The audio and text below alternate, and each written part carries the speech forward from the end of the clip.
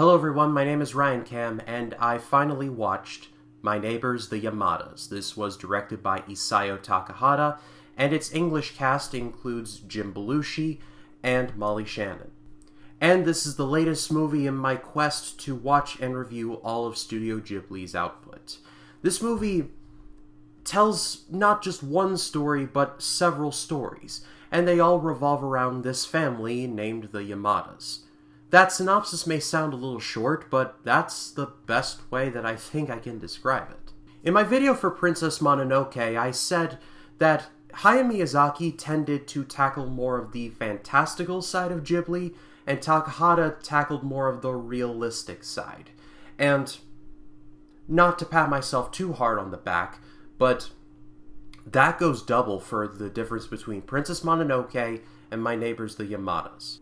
Princess Mononoke was this big fantastical epic about nature gods fighting humans, with these very deep themes about nature and man, and how one tries to coexist and try and take each other over. And My Neighbors the Yamadas is like the complete antithesis of that. Basically, this movie is about family and loving your family despite their flaws. Miyazaki's movies tend to have more nuance to them, and Takahata's movies tend to be more straightforward. Again, I'm not a cinema studies major, I'm not even close, but having gotten this far into Studio Ghibli's canon, and Isao Takahata and Hayao Miyazaki making up a bulk of Ghibli's output thus far, that's the conclusion that I've come to. And like I said, when it comes to the differences between Princess Mononoke and My Neighbors the Yamadas, the differences could not be any more stark, and that goes double for the animation. Princess Mononoke's animation was this beautiful 3D with these big epic shots, and just in general, this movie felt like an epic in every sense of the word. The animation here is based around watercolor paintings and is essentially 2D. The movie's animation feels like it's Isao Takahata recalling memories from his own life, in his own way and at his own pace. I loved Princess Mononoke. I thought it was excellent. And there are certain Ghibli movies, My Neighbors the Yamadas included, that people really don't bring up when they bring up Ghibli. They bring up, like, Spirited Away, Princess Mononoke, My Neighbor Totoro.